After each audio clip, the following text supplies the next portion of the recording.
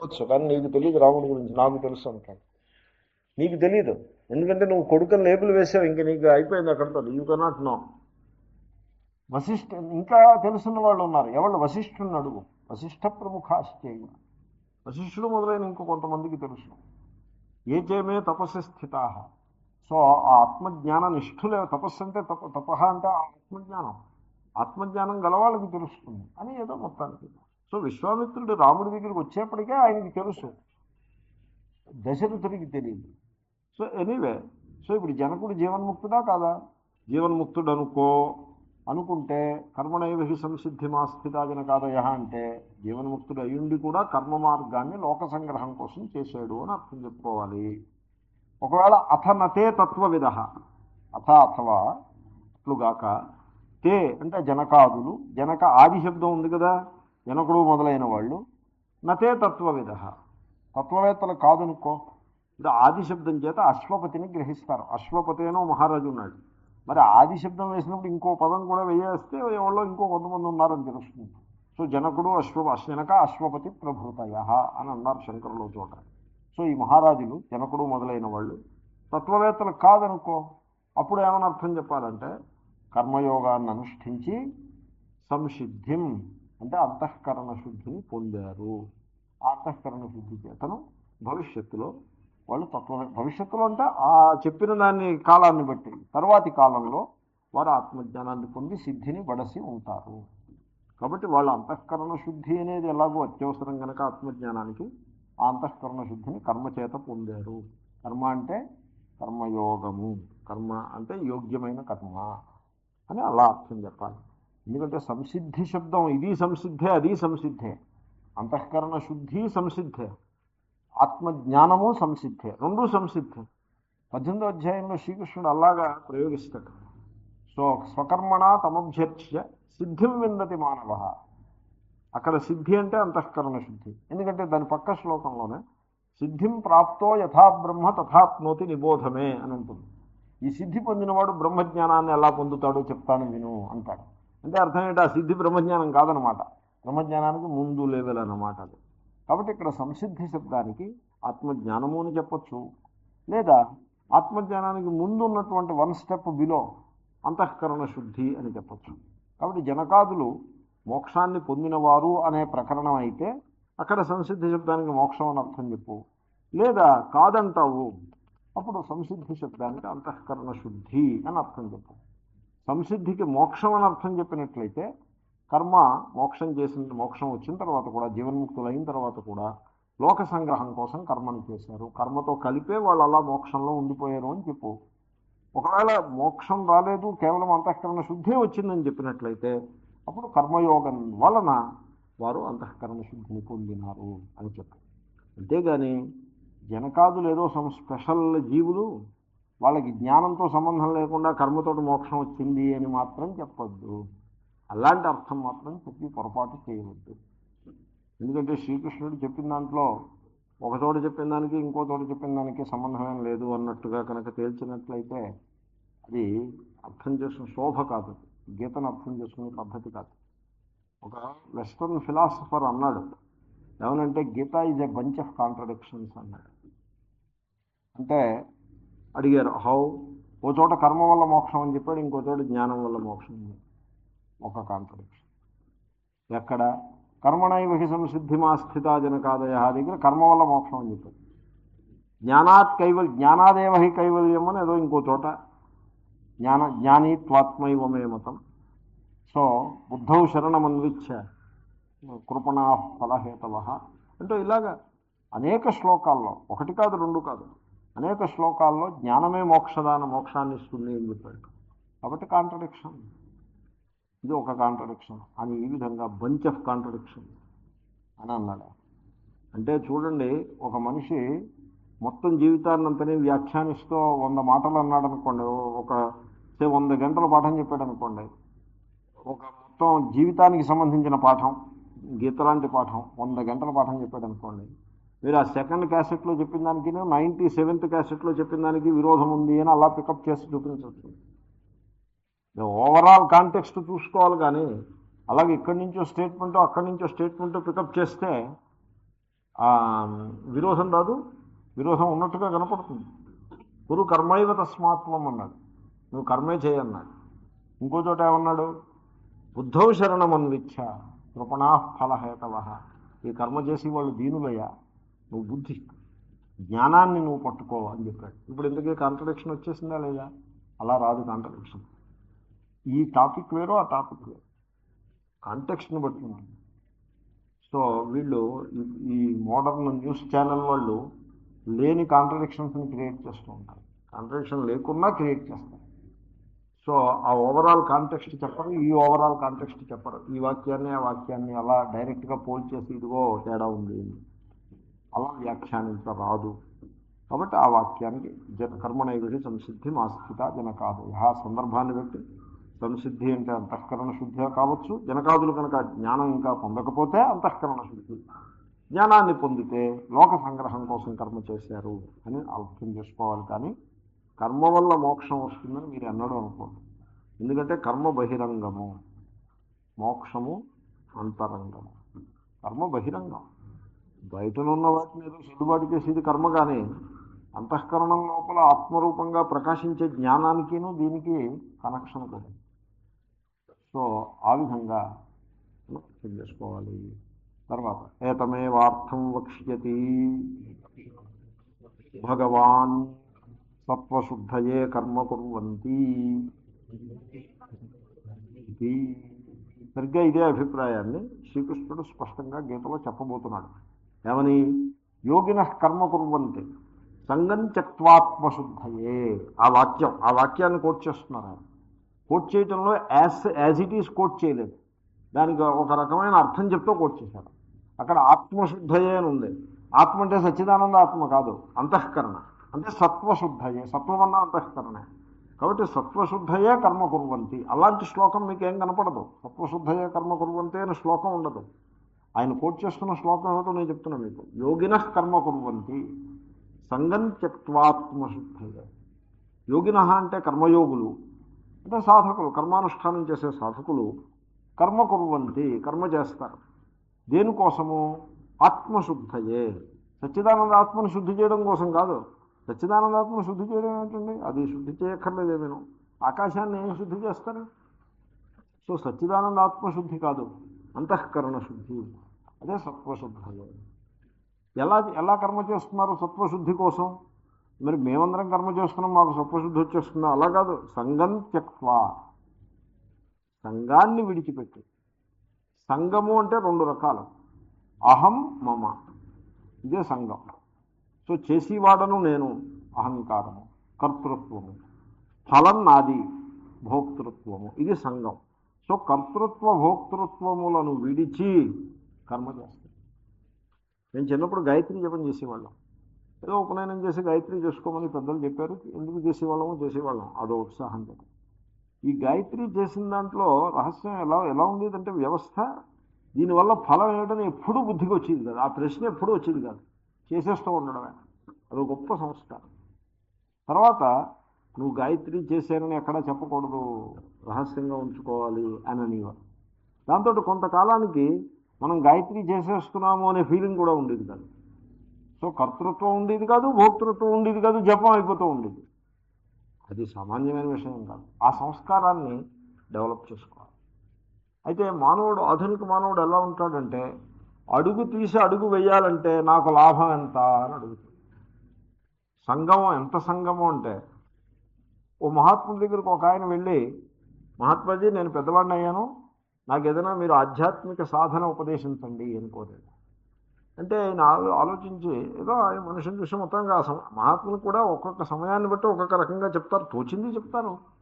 So ఏమని చెప్పారంటే, మీరు రామకోటి రాయండి అని చెప్పారు. సమాధానం రామకోటి రాస్తుంటే 10 ఏళ్ళు ఎంతో పడుతుంది, గొప్ప సాధన. మీరు శ్రీరామ శ్రీరామ శ్రీరామ అంటూ 1,000 సార్లు రాయండి, లిఖిత జపము అంటారు. మీరు ఆ పని చేయండి అని చెప్పారు. అంటే సరేనండి, నేను తప్పకుండా చేస్తాను. 1,000 రాయాలంటున్నారు, నేను రామకోటి రాసినట్లయితే నాకు ఎంత ఏమిటి లాభము అని అడిగారు. అవి వచ్చినాయి. అడిగితే ఈయన అడిగారు, మీరు బిజినెస్ పీపుల్ అని అడిగారు. అంటే ఆయన అన్నాడు, అవునండి. అంటే ఇక్కడ బిజినెస్ కాదండి ఇది, రాము గారు రాయండి మీకు ఇష్టం ఉంటే రాయండి, అదే వెళ్ళండి అని చెప్పాడు. సో ఆ బిజినెస్ సంస్కారము అది ప్రతి మనిషికి ఉంటుంది. బిజినెస్ సంస్కారం కనపడుతుంది అంతటా కూడా. మీకు ఈ business attitude, shop keeping attitude of భక్తి మనకు కనపడుతూ ఉంటుంది. దేవుడికి ఉపచారం చేసాం. ఉపచారము అంటే అపచారం కాదు, ఉపచారం. ఉపచారము అంటే సేవ అన్నమాట. ఇప్పుడు మంచం మీద పడి ఉంటారు చూడండి, మంచం మీద వృద్ధులు మంచం మీద ఉంటే వాళ్ళకి ఉపచారాలు చేశారంటారు. అలాగే దేవుడు కూడా వృద్ధుడు కదా, అందరికంటే వృద్ధతమహ, అందరికంటే వృద్ధుడు ఉన్నాడు కదా. కాబట్టి ఆ వృద్ధుడు పాపం ఏదో సేవ.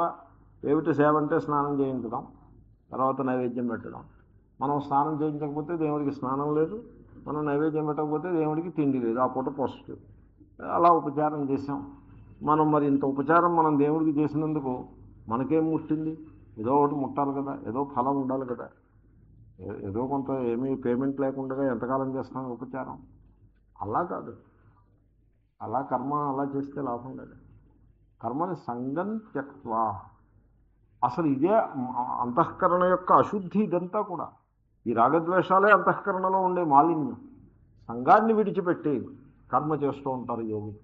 అంటే మేము చేస్తున్నామనే కర్తృత్వాహంకారము ఉండదు, మాకు ఈ కర్మ ఫలం కావాలనేటువంటి భోక్తృత్వ భావన ఉండదు. అలా ప్రేమతో కర్మ చేసేసుకుంటూ పోతారు, ఈశ్వరార్పణ బుద్ధితో కర్మ చేసేస్తూ ఉంటారు. దానివల్ల వాళ్ళకి ఏమీ నష్టం అని మీరు అనుకోద్దు. ఆత్మశుద్ధవే అంతఃకరణ శుద్ధి ప్రయోజనము అని చెప్పారు. కాబట్టి ఇప్పుడు కర్మణైవ హి సంసిద్ధి ఆస్థిత జనకాదయ అన్నప్పుడు, ఒకవేళ జనకాదులు కనుక జ్ఞానులు కాని పక్షంలో వాళ్ళు కర్మని చేసి అంతఃకరణ శుద్ధిని పొందినారు అని మీరు అర్థం చెప్పుకోవాలి నా అభిప్రాయం. స్వకర్మణా తమభ్యర్చ్య సిద్ధిం విందతి మానవః ఇత్యుక్త్వా సిద్ధిం ప్రాప్తస్య చ పునః జ్ఞాననిష్టాం వక్ష్యతి. సిద్ధిం ప్రాప్తో యథా బ్రహ్మ ఇత్యాదినా. ఇది నేను చెప్పేశాను. ఇది శంకరులు చెప్తున్నారని నేను అనుకోలేదు. నేను యథార్థం చెప్తున్నాను. ఆయన ఇంత పక్కన ఈ మాట కూడా చెప్పబోతున్నారని నేను అనుకోలేదు. నేను 18వ అధ్యాయం భాష్యం ఏదో చదివాను మధ్యకాలంలో. ఆ సంస్కారం ఉండి నేను అక్కడికి ముందే చెప్పేశాను. నేను ఎంత చెప్పానో అంతే అక్కడ ఉంది. స్వకర్మణా తమభ్యర్చ్య సిద్ధిం విందతి మానవ అన్న చోట సిద్ధిని పొందుతాడు. ఆ సిద్ధికి మోక్షం అర్థం కాదు, అంతఃకరణ శుద్ధి అని అర్థం. స్వకర్మణ, స్వకర్మని చేయటం చేత అంతఃకరణ శుద్ధి. పోనీ అదే మోక్షం అని ఎందుకు అనుకోకూడదు? ఒకవేళ అదే మోక్షం అయిందంటే కర్మ వల్ల మోక్షం వచ్చిందని తెలుస్తుంది కదా. అదే మోక్షం ఎందుకు కాకూడదు? అదే అలా కాదండి. దాని పక్క శ్లోకం చూడండి. సిద్ధిం ప్రాప్తో యథా బ్రహ్మ తథాప్నోతి నిబోధమే. సో ఈ సిద్ధిని పొందినవాడు బ్రహ్మజ్ఞానాన్ని ఎలా పొందుతాడో చెప్తాను, నువ్వు తెలుసుకో అని అంటున్నాడు. అంటే మరి ఇంకా అది మోక్షం కాదుగా. ఇంకా దాని తర్వాత ఏదో బ్రహ్మజ్ఞానం ఇంకో స్టెప్ ఉంది, అది మోక్షం అని చెప్పబోతున్నాడు. అది కాబట్టి ఈ సిద్ధి మోక్షం కాదు. మరి మోక్షం కాకపోతే ఏమిటది? అంతఃకరణ శుద్ధి. కాబట్టి కర్మ వల్ల అంతఃకరణ శుద్ధి వస్తుంది, జ్ఞానం వల్ల మోక్షం వస్తుంది. కర్మ మోక్షాన్ని ఇవ్వలేదు, దాని స్వభావం చెప్పింది. కర్మ ఎప్పుడూ శుద్ధికే ఉపడుతుంది. ఇప్పుడు గిన్నె క్లీన్గా లేదనుకోండి, అప్పుడు కర్మ చేస్తే శుద్ధి అవుతుంది. అంతఃకరణ కూడా అలాంటిదే. దాన్ని ఒక ప్రాపర్ యాటిట్యూడ్తో కర్మ చేసినట్లయితే, ఫిజికల్గా స్థూలంగా కర్మ చేయటం చాలదు. కర్మని చేస్తూ సరైనటువంటి మానసికమైన అవగాహన, ప్రవృత్తి పెట్టుకుంటే, మనఃప్రవృత్తి కరెక్ట్గా పెట్టుకుంటే తద్వారా మనస్సు శుద్ధమవుతుంది. కాబట్టి శుద్ధి చేయటానికి కర్మ పనికొస్తుంది, కానీ మోక్షానికి కర్మకు అంత శక్తి లేదు. మోక్షము అత్యంత అంతరంగము, కర్మ పూర్తిగా బహిరంగం. ఈ బహిరంగం అంతరంగాన్ని అది శుద్ధి చేయలేదు. అంతరంగంలో మార్పు తీసుకురాదు. అంటే మోక్షాన్ని తీసుకురాదు. కనుక జ్ఞానం మోక్షాన్ని ఇస్తుంది. ఆ మోక్షము ఆవిష్కారం కావలసిన అంతఃకరణం శుద్ధంగా ఉండాలి, శుద్ధి కావాలి. ఇప్పుడు ప్రస్తుతం శుద్ధంగా లేదు, చాలా మలినాలు ఉన్నాయి అంతఃకరణంలో. ముఖ్యంగా రాగద్వేషాలనే మాలిన్యం ఉన్నది. ఈ మాలిన్యం పోవాలి అంటే నిష్కామ కర్మ యోగమే మార్గము, ఇంకో మార్గం లేదు. కాబట్టి ఆ నిష్కామ కర్మయోగం వల్ల లభించేటువంటి ఏ అంతఃకరణ శుద్ధి కలదో దానికే సిద్ధి అని పేరు. సంసిద్ధి, సిద్ధి. ఇప్పుడు లోకంలో శాస్త్రం చెప్పిన దాన్ని పూర్తిగా రివర్స్ చేసి జనులు పాటిస్తూ ఉంటారు. లోక స్వభావం అది. లోకశాస్త్రములు అంటారు. లోకం వేరు, శాస్త్రం వేరు. సో సూర్యుడు స్థిరంగా ఉంటాడు, భూమి సూర్యుడు చుట్టూ తిరుగుతూ ఉంటుంది. ఇది శాస్త్రం. లోకం ఏమిటి? సూర్యుడు ఉదయించాడు, అస్తమించాడు. నేను ఒక చోట ఉదయాస్తమయాలు కల్పితములు సూర్యునికి అని పాఠం చెప్తే ఒక ఆయన కోపం వచ్చింది. లేచి సభలోనే లేచేసి, ఏమంటే మరి స్వామీజీ ఉదయాస్తమయాలు మిథ్యా కల్పితాలంటే మరి అయితే పంచాంగం చింపి అవతల పారేయమంటారా? ఎందుకంటే పంచాంగం నిండా మరి ఉదయాస్తమయాలే అంటే నేనన్నా మీరు ఏం చేస్తారో చేసుకోండి, పంచాంగం మీరు ఏం చేస్తారో నాకు అనవసరం. సూర్యునికి ఉదయాస్తమయాలు లేవు, ఉదయాస్తమయాలు సూర్యుని యందు కల్పితములు. మరి ఉదయాస్తమయాలు కల్పితాలైతే ఉదయం పూట సూర్యోదయానికి ముందు అర్ఘ్యప్రదానం ఇవ్వాలి, సూర్యాస్తమయం సమయంలో అర్ఘ్యప్రదానం ఇవ్వాలి అని చెప్పే కర్మ విధాయక వాక్యం, మరి అది కూడా కల్పితమేనా అని అంత ప్రశ్న ఆయన అడగలేరు. ఒకవేళ అడిగితే మీమాంసకులు అడిగారు, అలాగే బ్రహ్మసూత్ర భాష్యంలోనూ బృహదారణ్యక భాష్యంలోనూ అడిగారు. అడిగితే అవును కల్పితమే అని చెప్పారు శంకర్లు. అదేమిటే కర్మవిధులన్నీ కల్పితాలు మిథ్యలు అంటావా? అవును. ఎందువల్ల? నీ కర్తృత్వం మిథ్య కనుక. అంటే నా కర్తృత్వం మిథ్య. అవును. అంటే నా కర్తృత్వం బేస్ మీద వచ్చిన 90% వేదం ఏమిటవుతుంది? మిథ్యా వ్యవహారం అవుతుంది. వేదాన్ని పట్టుకుని మిథ్యా వ్యవహారం అంటావా? వేదంలోని కర్మకాండ మిథ్యా వ్యవహారము. ఆ మాట వేదంలోని జ్ఞానకాండ చెప్పింది అని ఈ విధంగా చర్చ సాగుతుంది. నిన్న నేను అన్నాను మీతోటి, నక్సలైట్లు మాట్లాడినట్టు మాట్లాడతారు, తెగేసి చెప్తారు. కాబట్టి మీరు పంచాంగాలు రాసుకున్నారు, మీరు ఏదో కర్మలు చేస్తున్నారు అంటే ఒక స్టాండ్ పాయింట్లో చేస్తున్నారు, మంచిదే కానివ్వండి, దానికి ఏమీ అబ్జెక్షన్ ఏం లేదు.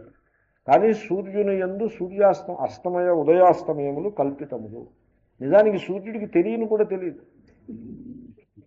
నేను అస్తమిస్తున్నాను, నేను ఉదయిస్తున్నాను అనే సంగతి సూర్యుడికి తెలియదు. ఆయన ఏమీ అస్తమించడం ఉదయించడం, అస్తమించడం ఏంటి ఉదయించడం ఏంటి. కాబట్టి లోకదృష్టి శాస్త్రదృష్టి చాలా విరుద్ధంగా ఉంటాయి. శాస్త్రదృష్టి ఏమిటంటే మీ హృదయంలో రాగద్వేషాలు ఎంత డైల్యూట్ అవుతాయో, ఎంత తక్కువ ఉంటాయో అది మోక్షానికి దారితీస్తుంది. దానికి గీతాచార్యులు సిద్ధి అని, సంసిద్ధి అని పేరు పెట్టారు. సిద్ధి ఇది కాదు, లోకంలో సిద్ధి దీనికి ఆపోజిట్. నిజానికి సిద్ధి ఏదైనా వచ్చినట్లయితే అది రాగద్వేషాలని బలం చేస్తుంది. సిద్ధి అపేక్షణీయము కాదు అని శాస్త్రం చెప్తుంది. పతంజలి మహర్షి చెప్పాడు, శ్రీకృష్ణుడు చెప్పాడు, శాస్త్రం. సిద్ధి వచ్చిందనుకోండి, మీరు గమనించండి. సపోజ్ నేను హిమాలయాల్లో కూర్చుని ఉండగా నాకు ఏదైనా సిద్ధి వచ్చిందనుకోండి. సిద్ధి అంటే ఏమిటి? మీరు ఎవళ్ళు చేయలేని పని నేను చేయటం. సర్కస్ అంటే Bombay circus with Russian artist అంటే ఏమిటి? పొద్దున నేను అటు ప్యారడైజ్ మీదుగా అటో భిక్షకు వెళ్తూ చూశాను, భిక్షకో పలహారానికో వెళ్తాం. What is this circus? మీరందరూ చేసే పనులు వాడు చేస్తే సర్కస్ కాదు అది. మీరు చేయలేని పనులు అంటే కొంత ప్రాక్టీస్ చేస్తే మీరు చేయగలుగుతారేమో. ఇప్పుడు ఆ ప్రాక్టీస్ చేసి ఓపిక లేదు, ఏమీ లేదు.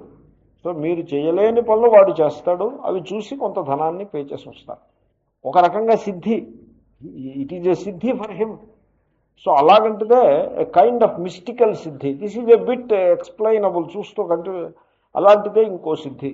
నేను ఓ మహాత్ముడు ఓ గుహలో కూర్చుని తపస్సు చేసుకుంటున్నాడు. ఆయనకు ఓ సిద్ధి వచ్చింది. ఏమిటంటే ఆ సిద్ధి నీటి మీద నడుచుట అనే సిద్ధి వచ్చింది. ఇప్పుడు ఆ సిద్ధి వచ్చిన వెంటనే ఏమిటవుతుంది చెప్పండి? ఆ తపస్సును ఆయన కొనసాగించలేడు, ఇంకా తపస్సు చేయలేడు. ఇంకా అంచేతనే వ్యుత్థానే సిద్ధయ సమాధౌ ఉపసర్గా అని సూత్రం, పతంజలి యోగ దర్శనంలో సూత్రం. సో దానికి సిద్ధిని పేరు. ఎప్పుడు? అది లోకంలో అందరికీ ప్రజెంట్ చేసినప్పుడు అబ్బా ఎంత గొప్ప సిద్ధిరా అని అంటారు. దాన్ని వ్యుత్థానే సిద్ధయ. మీరు లోకంలో ప్రజెంట్ చేస్తే సిద్ధి అని పేరు. అంత సమాధౌ ఉపసర్గా. కానీ అది తపస్సుకి మటుకు విఘ్నం. ఉపసర్గం అంటే విఘ్నం. ఇంకా విఘ్నమే, తపస్సు చేయలేడు. తపస్సు చేసేవాడికి సిద్ధి వచ్చిందనుకోండి, ఇంకా తపస్సు చేయలేడు. ఎందుకో తెలుసిన? వాడు ఆ సిద్ధి వచ్చింది అనే సంగతి, అంటే నేను సిద్ధుడను అనే సంగతిని 10 మంది ముందు చూపించాలి. He has to share it with people. అంచేతనే మీరు గమనించండి, అందరూ ఏమని చెప్తారంటే మేము హిమాలయాల నుంచి వచ్చామని చెప్తారు. మీరు ఎప్పుడైనా గమనించారో లేదు? మహాత్ములు ఏమని చెప్తారంటే మేము హిమాలయాల నుంచి వచ్చామని చెప్తారు. Why you should come from Himalayas? Why not stay back in Himalayas? Why you should come here అంటే we want to bless you. How అంటే మాకేదో సిద్ధి ఉంది, అది మేము చూపిస్తాము, లేకపోతే మేము మీతో షేర్ చేసుకుంటాము, ఏదో చేస్తాము. Why this pressure? ఈ ప్రెషర్ ఎందుకుంది? ఎందుకుందంటే సిద్ధి అంటూ వచ్చిందంటే ది సోకాల్డ్ మిస్టికల్ సిద్ధి అది తప్పకుండా 10 మందితో షేర్ చేసుకోవాల్సిందే. ఆ ప్రెషరు, దాన్నే రాగద్వేషముల ప్రెషర్. కాబట్టి లోకంలో అందరూ సిద్ధులను ఏమనుకుంటారో అవి తీవ్రమైన రాగద్వేషాలను నిర్మాణం చేస్తాయి. తీవ్రమైన రాగద్వేషాలు. ఆ సిద్ధిని నేను లెక్క చేయలేదనుకోండి, ఇంకొకళ్ళు ఎవరో లెక్క చేశారనుకోండి, ఆ లెక్క చేసి వాళ్ళ మీద ప్రేమ ఉంటుంది. లెక్క చేయని వాడు ఒకడు ఉంటాడు. ఎవడో శ్రీలంక ఒకతను ఉండేవాడు, అతని పేరు ఏదో ఉంది, సమ్ నాస్తిక ఆర్గనైజర్, ఆ కోవూరు, వాడి మీద కోపం వస్తుంది, అతని మీద కోపం వస్తుంది. ఎందుకంటే ఆ సిద్ధిని క్రిటిసైజ్ చేస్తూ ఉంటాడు. ఎవడైనా సిద్ధుడు అంటే క్రిటిసైజ్ చేయడం ఆయనకు అదో పని, మరే పని ఆయనకి లేదు, ఆయన అదో డ్యూటీ కింద పెట్టుకున్నాడు. అలాంటి వాళ్ళ మీద కోపం వస్తుంది. ఈ నాస్తికులందరూ వీళ్ళ వల్ల సమాజం పాడైపోతుందని నాస్తికుల మీద ద్వేషం కలుగుతుంది. మనల్ని ప్రేమించేటువంటి భక్తుల మీద రాగం కలుగుతుంది. రాగద్వేషాల నిర్మాణం అవుతాయి. అహంకారం బలపడుతుంది. నేను సిద్ధుల్ని, సిద్ధులు గలవాడిని, వీళ్ళందరూ నా సిద్ధుల యొక్క మహిమని పొందటానికి వచ్చారు అని. ఈ మధ్యన ఒక సిద్ధుడు మీ కిడ్నీలో స్టోన్స్ తీసేస్తాను నేను అని, ఎలా తీస్తావురా అంటే చాకుతో తీసేస్తాను. ఓ చాకు పట్టుకున్నాడు. పాప అమాయకులు ఉంటారు, విలేజెస్లో అమాయకులు ఉంటారు. కిడ్నీ స్టోన్ అని చెప్పారు ఎవరో డాక్టరు, దానికి సర్జరీ చేయాలి. డేట్ 3 నెలల తర్వాత డేట్ ఇచ్చారు. ఈ లోపల పెయిన్ వస్తుంది. సర్జరీకి 30,000 50,000 అవుతుంది. ఈయన దగ్గరికి వెళ్ళారు. వెళ్తే ఈయన ఏం చేశాడు, ముందు విభూతి రాశాడు. అమ్మగారి మొహానికి విభూతి పెట్టాడు. ఎవరో పెద్ద ఆమెకి ఇక్కడ స్టోన్స్ ఉంటాయని, ఇక్కడ కిడ్నీ ఉంటుందని ఎక్కడో విన్నాడు ఈయన. చాకు తీసుకుని ఇక్కడ కొద్దిగా కట్ చేశాడు. కట్ చేసి ఆవిడకి ఆ ఏరియా అంతా రక్తమైంది, వీడి చేతికి రక్తమైంది, చాకుకి రక్తమైంది. ఏదో చేసినట్టు నటించాడు. ఇటు తిప్పాడు, అటు తిప్పాడు. ఆ తర్వాత కొంత విభూతి తీసి ఇక్కడ పెట్టి వెళ్ళిపోమని. మరి స్టోన్స్ తీసేసామంటే తీసేసా అన్నాడు. ఏవే స్టోన్స్ అంటే ఇగో అన్నాడు. అవి గులకరాళ్ళు. గులకరాళ్ళు రోడ్డు మీద ఉంటాయి, గులకరాళ్ళు అవి. ఆయన అనుకున్నాడు కిడ్నీలో స్టోన్స్ అంటే ఈ స్టోన్సే అనుకున్నాడు ఆయన. కిడ్నీలో స్టోన్స్ అంటే మనం కాళ్ళలో గుచ్చుకుంటాయి చిన్న చిన్న గులకరాళ్ళు, అవి కాదు కిడ్నీలో స్టోన్స్ అంటే. కిడ్నీలో స్టోన్స్ అంటే అవి కాల్షియం ఆక్సలేట్ క్రిస్టల్స్. అవి డిఫరెంట్గా ఉంటాయి. వాటికి క్రిస్టలైన స్ట్రక్చర్ ఉంటుంది, షేప్ ఉంటుంది, స్ట్రైనింగ్ ఉంటుంది, అన్నీ ఉంటాయి. ఆ సంగతి ఆయనకి తెలియదు. తెలుసుంటే అలాంటివి ఏవో పట్టుకొచ్చేవాడో ఏమోనో. స్టోన్సే కదా పక్కనే ఉన్నాయి, 4 స్టోన్స్ తిరిగి ఇదిగో తీసేసి అన్నాడు. ఆవిడ కాబోసని ఆవిడ అనుకున్నాడు. ఆవిడకి నొప్పి తగ్గచ్చు ఫెయిత్ మూలంగా, ఫెయిత్ హీలింగ్ అని. ఓ కొద్ది రోజులు నొప్పి తగ్గుతుంది. ఈ లోపల ఈయన వెళ్ళిపోతాడు దక్షిణ తీసుకుని, ఆ తర్వాత మళ్ళీ నొప్పి వాపసు వస్తుంది. సో సిద్ధి అన్నది, సో ఇదేమిటంటారు, ఒకవేళ సిద్ధి అనుకోండి, అది ఏమిటంటారు, అది he has to share it with people. And తీవ్రమైన రాగద్వేషాలు నిర్మాణం అవుతాయి, అహంకార మమకారాలు నిర్మాణం అవుతాయి. శాస్త్రంలో దాన్ని సిద్ధిగా చెప్పలేదు, దాన్ని విఘ్నంగా చెప్పారు. మరి శాస్త్రంలో సిద్ధి ఏమిటంటే, గీతాశాస్త్రంలో స్వకర్మణా తమభ్యర్చ్య సిద్ధిం విందతి మానవ. సిద్ధి అంటే మీ అంతఃకరణలో రాగద్వేషాలు తక్కువగా ఉండి, అందరినీ ప్రేమగా చూడటం చేతనయ్యి, ప్రసన్నంగా మీరుంటూ, జీవితంలో వచ్చే ఒడిదుడుకుల్ని ధైర్యంగా ఎదుర్కొంటూ, ఎప్పటికీ ఈశ్వరుణ్ణి ఆరాధించుకుంటూ, శరణాగతి చేసి భక్తిని చేస్తూ, జ్ఞానాన్ని సంపాదిస్తూ. 3 ఉన్నాయి, భక్తి, జ్ఞాన, వైరాగ్యాలు 3. These are the 3 essential features of human life. ఈ 3ంటిని ఎంత చేతనైతే అంత నింపుకోవాలి హృదయంలో. ఆ ప్రయత్నం చేస్తూ ఎంతో కొంత వైరాగ్యం, ఎంతో కొంత భక్తి, జ్ఞానం యొక్క ఒక సూచన ఇంత మాత్రం మీరు పొందితే అది సిద్ధి. దాన్ని సిద్ధి అని చెప్పారు. కానీ లోక దృష్టిలో అది అసలు ఏమీ కాదు. లోకానికి అసలు దాని ఎందు శ్రద్ధే తక్కువ. ఎవరో మీలాంటి విద్యార్థులు కొంతమంది శ్రద్ధ ఉంటుంది తప్పిస్తే, లోకంలో they want siddhis. People they have a pressure to have siddhis. All kinds of siddhis they want. So very very very opposite view point. ఇక్కడ సిద్ధికి, ఈ లోకంలో సిద్ధికి పూర్తిగా opposite. This is how I clearly see it. ఇక్కడ సిద్ధిలో అహంకార మమకారాలు బాగా పోతాయి. దట్ పర్సన్ డెసిమేట్ అయిపోయి దారిలో ఉంటుంది ఈ సిద్ధి. రాగద్వేషాలు బాగా తగ్గిపోతాయి. అక్కడ సిద్ధిలో అహం బాగా బాగా ఇన్ఫ్లేట్ అయిపోతుంది. అహం, వీళ్ళెవరికి లేని శక్తులు మనకున్నాయి అనే ఫీలింగ్లో పడిపోతాడు సోకాళ్ళు Mahatma. And he suffers under the burden of that siddhi. ఈ సిద్ధులు చాలా బర్డెన్ అయిపోతాయి, మహాబర్డెన్ అయిపోతాయి. So very unfortunate state of affairs. కనుక సిద్ధి అనగా అంతఃకరణ శుద్ధియే సిద్ధి. అంచేతనే సిద్ధి వచ్చిన వాడికి, ఆ అంతఃకరణ శుద్ధి అనే సిద్ధిని వచ్చిన వాడికి సిద్ధిం ప్రాప్తస్య చ పునః జ్ఞాననిష్టాం వక్ష్యతి సిద్ధిం ప్రాప్తో యథా బ్రహ్మ తథాప్నోతి నిబోధమే. నేను చెప్పాను, మిగిలింది నేను అన్నాను ఇత్యాదిన. కాబట్టి అంతఃకరణ శుద్ధి అనే సిద్ధిని పొందిన మానవుడు బ్రహ్మజ్ఞానాన్ని పొందటానికి సిద్ధంగా ఉన్నాడు. There is nothing waiting, nothing wanting in him. How he gains that knowledge I will tell you, please listen to me అని అంటాడు. కాబట్టి ఆ సిద్ధి శబ్దాన్ని అలా అర్థం చేసుకోవాలి.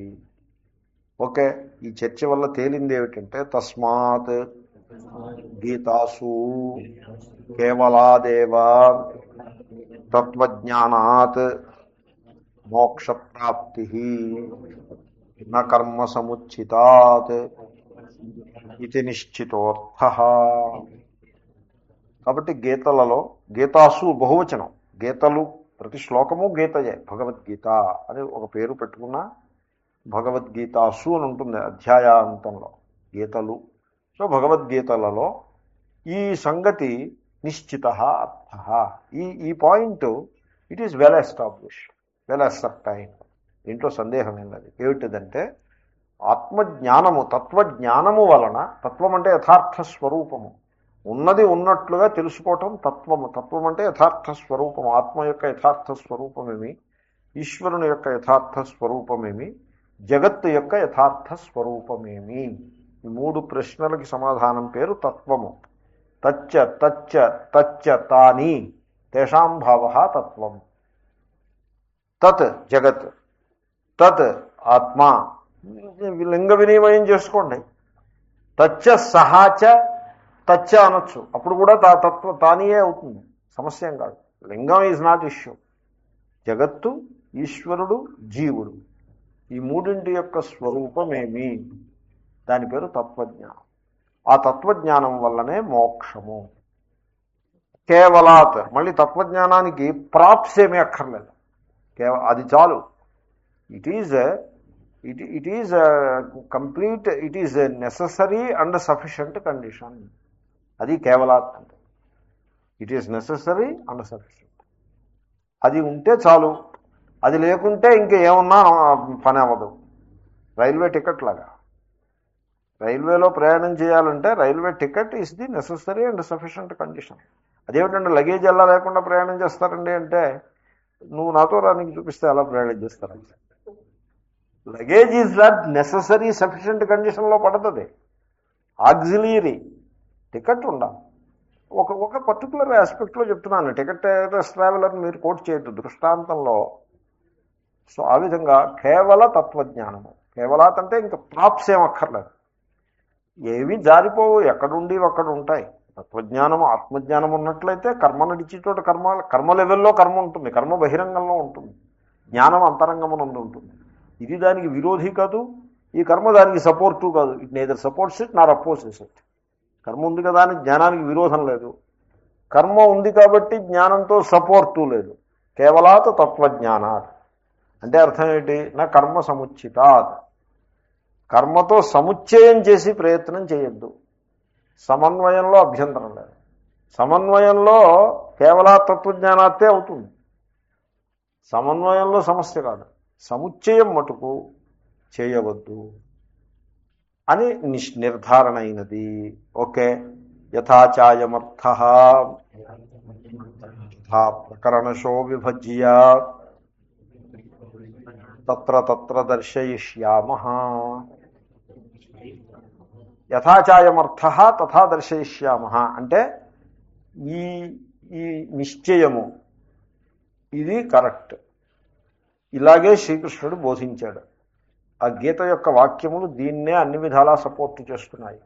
ఈ విషయాన్ని మీకు మేము ఆయా ప్రకరణములలో విడదీసి తత్ర ప్రకరణశ ఆ ప్రకరణాన్ని బట్టి ఆయా స్థలాలలో 18 అధ్యాయాలలో 18లో ఒకటి అయిపోయింది, ఇంక 17 ఉన్నాయి.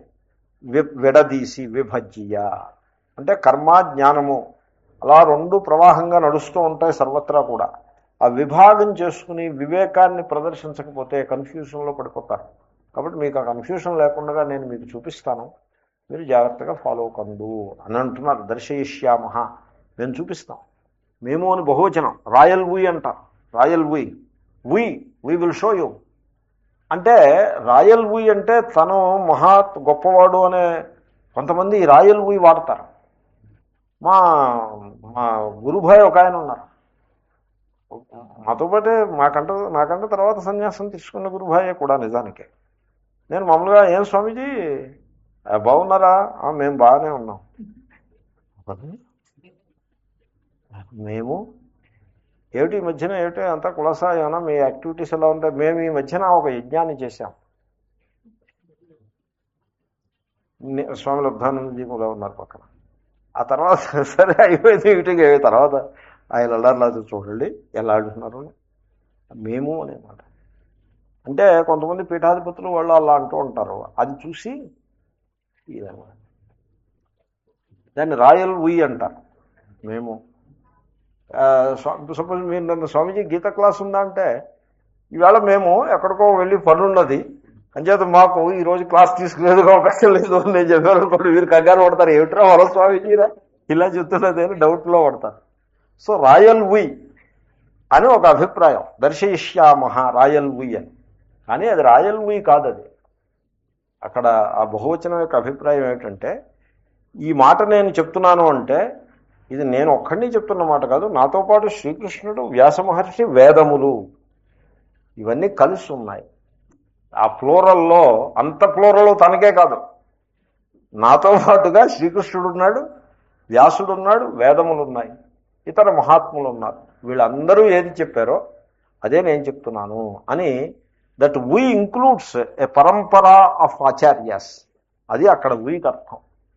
మేము చెప్తున్నాము అంటే నేను, మా గురువుగారు, వారి గురువుగారు, శ్రీకృష్ణుడు, శంకరుడు, వీళ్ళందరినీ కలుపుకుని వీ అంటే we are standing on the shoulders of giants అని అంటారు ఆధునిక కాలంలో. ఇప్పుడు సైన్స్ చదువుతున్నాము అంటే న్యూటన్ మొదలైన మహాత్ములు వాళ్ళందరి జ్ఞానాన్ని మనం ఇంక్లూడ్ చేసుకుని సైన్స్ చదువుతాం.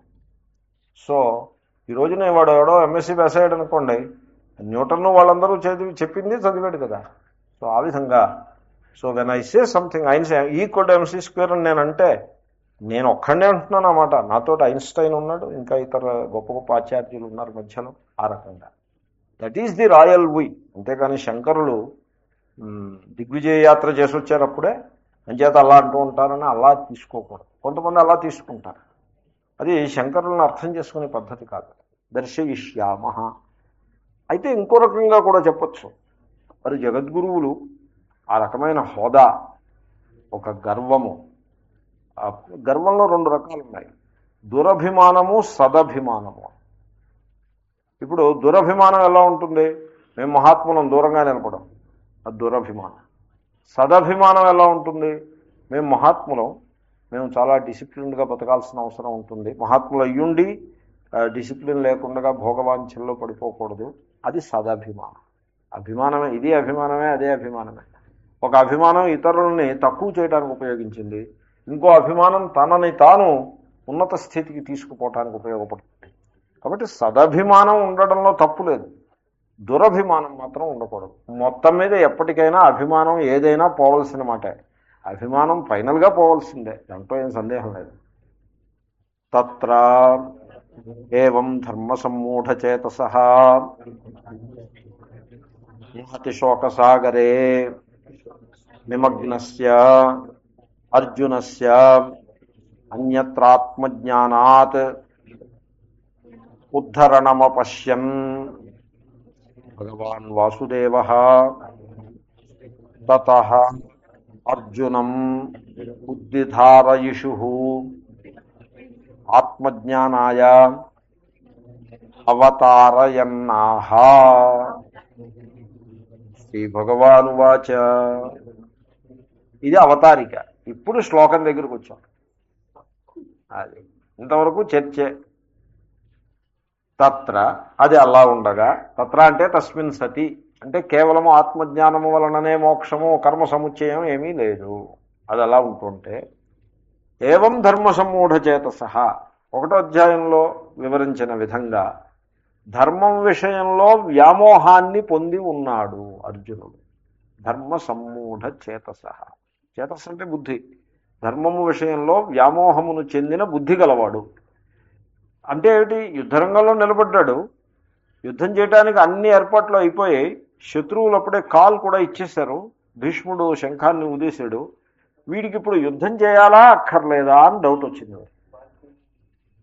వాడికి ఎలా ఉందంటే, మంగళసూత్రం కట్టి ముందు గృహస్థాశ్రమం మంచిదా సన్యాసాశ్రమం మంచిదా అని వీడికి డౌట్ కట్టడానికి సిద్ధంగా ఉన్నాడు. ఇంకా వెయ్యండి ధ్రువంతే రాజా అంటుంటే, ఏమండి గృహస్థాశ్రమంలో దిగితే ఆత్మజ్ఞానం వస్తుందంటారా అని అంటాడు. ఇప్పుడు అలాగంటే ఎంత దురదృష్టకరమైన విషయం. అంచేతనే సన్యాసుల్ని పెళ్లికి ఇన్వైట్ చేయకూడదు, వీళ్ళు వెళ్ళకూడదు. ఎందుకంటే he presents a very wrong and opposite model. ఆ మోడల్ని అసలు కన్సిడర్ కూడా చేయకూడదు అక్కడ ఆ సందర్భంలో. ఎందుకంటే తీరా సన్యాసి పెళ్లికి వెళ్ళాడు అనుకోండి, వాడు వివేకవంతుడైన విద్యార్థి అనుకోండి, యువకుడు వివేకం గలవాడు అనుకోండి, అదే మహాత్ములు సర్వసంగ పరిత్యాగులు అని ఇలాగా వాడికి ఒక భావన కలిగిందనుకోండి, ఎవ్రీథింగ్ ఈజ్ ఎ ట్రబుల్. అలా అవ్వకూడదు, ఎప్పుడూ అవ్వకూడదు. కొంతకాలం గృహస్థిగా ఉండిన తర్వాతనే ఆలోచించవచ్చు. కాబట్టి సో ఆ విధంగా యుద్ధరంగంలో నిలబడి, ఏమంటే రక్తం చెందితే అలా, మరి యుద్ధరంగం అంటే రక్తమే ఉంటుంది. కార్గిల్లోకి వెళ్తే రక్తం కాకపోతే ఇంకేముంటుంది? టెర్రరిస్టులతో ఫైట్ చేస్తుంటే రక్తమే ఉంటుందండి. వాడు కూడా ఓ తల్లి బెడ్డడే అని ఇలా మొదలు పెడితే ఎక్కడ కుదురుతుంది? కాబట్టి ధర్మ సమ్మూఢచేతసః, ధర్మం విషయంలో వ్యామోహాన్ని పొంది ఉన్నాడు. తర్వాత మహతి శోకసాగరే నిమగ్నస్య, జనరల్గా ధర్మనిష్ట గలవాడికి శోకానికి టైం ఉండదు.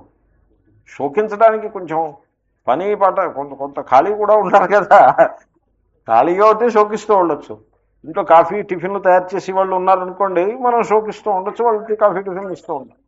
మనమే కాఫీ పెట్టుకోవాలనుకోండి, అప్పుడు ఏం చేస్తారు? శోకం ఆపి కాఫీ పెట్టుకుని వచ్చి వాళ్ళతో పాటుగా ఇంకో 2-3 ఇచ్చి ఆ తర్వాత కావలిస్తే మళ్ళీ శోకించి. కాబట్టి మనమే కర్మ చేయాలంటే శోకానికి కట్టడైపోతుంది. అంచేతనే శోకించేవాడు సాధారణంగా ఫ్రీగా ఉన్నవాడు శోకిస్తాడు. పనిలో ఉన్నవాడికి శోకించడం ఎక్కడ కుదురుతుంది? కాబట్టి ధర్మనిష్ట గలవాడికి శోకానికి అవకాశం లేదు. వీడు ధర్మంలో, ధర్మం అంటే కర్తవ్య కర్మ విషయంలో వ్యామోహాన్ని పొంది, ఇది నేను చేయాలా అక్కర్లేదా అని డౌట్లో పడి మానేసి కూర్చున్నాడు, ధనస్సు పక్కన పారేసి. కాబట్టి ఇప్పుడు కావలసింది ఛాన్స్ శోకించటానికి. సో శోకసాగరే నిమగ్నస్య, పైగా శోకానికి కూడా అవకాశం ఉన్నది. సో దట్ కావలసిన బంధువులు అందరూ ఉంటారో చచ్చిపోతారో అని డౌట్ రావడంతో శోకసాగరే నిమగ్నస్య. ఇప్పుడు ఒక ఫ్యామిలీ ఉందనుకోండి, వీళ్ళేమో అక్రాస్ ది బోర్డర్ మ్యారేజెస్ అవి వీళ్ళు ఎంకరేజ్ చేస్తూ ఉంటారు, ఈ సోషల్ యాక్టివిస్టులు, కులదీప్ నయ్యర్ మొదలైన వాళ్ళు. దానివల్ల వచ్చే ట్రబుల్స్ వాళ్ళు అర్థం చేసుకోరు. సో ఓ ఫ్యామిలీ ఉందనుకోండి, ఆ లేడీ ఏమో బొంబాయిలో ఉంది, దాని భర్త ఏమో పాకిస్తాన్లో ఉన్నాడు. మోయిన్ ఖాన్ అని ఒక క్రికెటర్ ఒకడు ఉండేవాడు, వాడి భార్య బొంబాయిలో సినిమా యాక్ట్రెస్. అసలు అలాంటి మ్యారేజెస్ని ఫారిన్ సర్వీస్లో అలౌ చేయరు, ఇండియన్ ఫారిన్ సర్వీస్లో అలౌ చేయరు. ఉద్యోగం నువ్వు రిజైన్ చేసి పెళ్ళాడమంటారు. ఎందుకంటే it leads to all kinds of problems. Pakistan India యుద్ధం వచ్చిందనుకోండి, ఇప్పుడు ఈ మోయిన్ ఖాన్ ఇండియా వైపు వస్తాడా, లేకపోతే ఈవిడ పాకిస్తాన్ వైపు వెళ్తుందా? What is this issue? It's a problem. Anyway, maybe that is not the thing. శోకసాగరే నిమగ్నస్య, ఏదో తన బంధువులు ఇటు ఉన్నారు అటు ఉన్నారు, అది సమస్య. ఇక్కడి నుంచి నేను అక్కడికి వెళ్ళాను. ఈ అర్జునుడికి బంధువులు ఇటు ఉన్నారు అటు ఉన్నారు. ఇటు నుంచి అటు వెళ్తే బాణం బంధువు తగులుతుంది, అటు నుంచి బాణం ఇటు వస్తే బంధువు తగులుతుంది అన్నట్టుగా ఉంది. కజిన్స్ మధ్య దెబ్బలాట్లు అంటే మరి అలాగే ఉంటాయి. ఇప్పుడు ఈ పార్టీలోనూ ఉన్నారు ఆ పార్టీలోనూ ఉన్నారు, ఒకే ఫ్యామిలీ అంటే కొంతమంది నెగ్గుతారు, కొంతమంది ఓడిపోతారు. ఎటైనా ఇలాగే ఉంటుంది. అస్తు శోకసాగరంలో నిమగ్నుడై ఉన్నాడు. తనను పెంచి పెద్ద చేసిన పెద్దలు అందరూ కూడా ఈ యుద్ధం పేరు చెప్పి చచ్చిపోతారని, which is the truth. He has to accept it. He has to accept it. అటువంటి అర్జునుడికి ఉద్ధరణం. ఇప్పుడు అర్జునుడిని ఉద్ధరించాలి. నేను పోనీ ఉద్ధరించాలంటే ఏదైనా మహిమ ఒకటి చేయొచ్చుగా. ఆత్మజ్ఞానం తప్ప ఇంకేం లేదా ఉద్ధరించే మార్గాలు? ఏవో శాంతి కర్మో, అయితే ఏదో జపమో మంత్రమో, తాయెత్తు ఒకటి కట్టచ్చుగా. ఓ తాయెత్తు కట్టి విభూతి పెట్టచ్చు, అయితే మంత్ర అక్షతలు ఇవ్వచ్చు, అయితే ఉంగరం ఒకటి ఇవ్వచ్చు, నవరత్న పుటుంగరం, చాలాకి నవరత్నం. ఇంకా అవి ఏమీ చేయుడు. పైగా శంకరులు అంటున్నారు ఆత్మజ్ఞానాత్ అన్యత్ర ఉద్ధరణం అపశ్యన్. అంటే శ్రీకృష్ణుడికి ఎంత ఆలోచించినా ఈ అర్జునుణ్ణి ఉద్ధరించడానికి ఆత్మజ్ఞానం ఒక్కటే మార్గం, మరి ఏదీ లేదు అన్నట్టు అనిపించింది ఆయన. అపశ్యన్, మరొకటి కనపడలేదు. ఆత్మజ్ఞానం తప్ప అర్జునుణ్ణి ఉద్ధరించేది మరి ఏమీ కనపడలేదు. ఆ శంకరులకి శ్రీకృష్ణుడు వాళ్ళు వెర్రిమొహాలు. వాళ్ళకి ఏం తెలుసు? మన సమాజంలోకి వస్తే మన వాళ్ళు చూపిస్తారు ఉద్ధరణ మార్గాలు అనేక, బోళ్ళని చూపిస్తారు. వాస్తులు ఉన్నాయి, జాతకాలు ఉన్నాయి, జ్యోతిషాలు ఉన్నాయి, నక్షత్రాలు ఉన్నాయి, యాగాలు ఉన్నాయి, యజ్ఞాలు ఉన్నాయి, పూజలు ఉన్నాయి, తీర్థయాత్రలు ఉన్నాయి, ఎన్నెన్నో ఉన్నాయి ఆ ఉద్ధరణ మార్గాలు. కానీ శ్రీకృష్ణుడికి ఏం కనపడలేదు, శంకరులకు ఏం కనపడలేదు. వాళ్ళకి ఆత్మజ్ఞానం ఒక్కటే ఉద్ధరణ మార్గం అన్నట్టుగా కనపడేది. మరి ఇంకేం చేస్తారు? అది ఒక్కటే ఉద్ధరణ మార్గం. వీడు శిష్యుడు, వీడిని ఉద్ధరించాల్సినటువంటి ప్రేమ ఉంది. వాళ్ళకి తెలుసున్న మార్గం ఒకే ఒక మార్గం, రెండో మార్గం వాళ్ళు ఎరగలేదు, వాళ్ళకి కనపడలేదు, కంచుకాకడా వేసి వెతికినా. కాబట్టి అదే మొదలుపెట్టాడు. ఇంకేం చేస్తాడు? ఇంకేదైనా పోనీ మహిమో మాయో ఏదో ఉంటే పోనీ అది చేసి ఉండేవాడు. కానీ మరి ఆయనకి అది ఒక్కటే కనపడింది, రెండోది కనపడలేదు. చూడండి శాస్త్రానికి లోకానికి ఎంత తేడా. ఆత్మజ్ఞానాదన్యత్ర ఉద్ధరణం అపశ్యన్. దేనికి ఉద్ధరణము? శోకసాగరం నుంచి. శోకం నుంచి బయటపడాలంటే ఆత్మజ్ఞానాదన్యత్ర ఉద్ధరణం అపశ్యన్.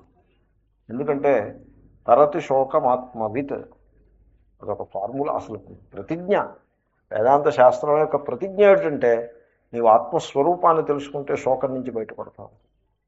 ఇంక ఏ రకంగానూ శోకం నుంచి. నక్షత్ర విద్య, భూత విద్య, ఇవన్నీ నారదుడికి వచ్చు. ఇవన్నీ వచ్చి సోహం శోచామి భగవః, ఇన్ని విద్యలు వచ్చి నేను శోకిస్తున్నానయ్యా అని అంటాడు సనత్కుమారుడితో. తరతి శోకమాత్మవిత్ అని విన్నాను. ఆత్మవేత్త శోకాన్ని నుంచి బయటపడతాడు. కాబట్టి ఎక్కడైనా సరే సమానంగా చెప్పారు మహాత్ములు, తేడా ఏమీ లేకుండా. కాబట్టి ఇప్పుడు ఆత్మజ్ఞానం తప్ప వీడిని శోకం నుంచి బయటపడే ఉపాయం మరొకటి లేదు. కాబట్టి ఇంకేం చేయాలి? అర్జునం ఉద్దిధారయుషు. అర్జునుడిని ఉద్ధరించాలనే కోరిక శ్రీకృష్ణుడికి కలిగినది. వీడిని మనం ఉద్ధరించాలి. మనతో పాటు చాలా కాలం తిరిగాడు, చాలా ధర్మమునందు శ్రద్ధ గలవాడు. కొంత వ్యామోహంలో పడ్డమాట వాస్తవమే. వ్యామోహంలో పడ్డాడంటే దుష్టుడై వ్యామోహంలో పడలేదు, సత్పురుషుడుగా ఉండి వ్యామోహంలో పడ్డాడు. కాబట్టి వీడిని నేను ఉద్ధరించాలి అని అనుకున్నాడు. అనుకుని ఆత్మజ్ఞానాయ అవతారయన్, he's preparing Arjuna for knowledge of Atman. అవతారయన్ అంటే preparing for self knowledge. Place ఏమిటి, సందర్భం ఏమిటి, ఇవన్నీ అనవసరం. ఏ ప్లేస్ అయినా సరే, ఏ సందర్భం అయినా సరే, మహాత్ముడిని మీరు అడిగితే మహాత్ముడు ఇలాగే చెప్తారు. మహాత్ముడిని రైల్లో ప్రయాణం చేస్తుండగా ఏమండి మనస్సు బాగోలేదు ఏం చేయమంటారంటే ఏం చెప్తారు? నీవు శ్రీకృష్ణ మంత్రాన్ని జపించు, లేకపోతే భగవద్గీత చదువుకో అనే చెప్తారు. ఎక్కడ అడిగినా అదే, శ్మశానంలో అడిగినా ఆ మాటే చెప్తారు, ఎక్కడ అడిగినా అదే చెప్తారు. ఎందుకంటే వాళ్ళకి ఇంకొకటి తెలియదు, ఇంకొకటి ఉందని కూడా ఎరగరు వాళ్ళు. కాబట్టి అర్జునుడిని ప్రిపేర్ చేస్తున్నాడు. టక్కుమని అజోనిత్య శాశ్వతోయం పురాణ అని చెప్తే వీడు కంగారు పడిపోతాడని అవతారయన్, he slowly bringing him into అవతరింపజేస్తున్నాడు. ఆహా పలికెను. ఎవరు పలికెను అందాము. శ్రీ భగవాను వాచ అశోచ్యానన్వశోచస్త్వం ప్రజ్ఞావాదాంశ్చ భాషసే గతాసు నగతాసూంశ్చ నానుశోచంతి పండితాః. ఓం పూర్ణమదః పూర్ణమిదం పూర్ణాత్ పూర్ణముదచ్యతే పూర్ణస్య పూర్ణమాదాయ పూర్ణమేవావశిష్యతే. హరి ఓం. హరి ఓం.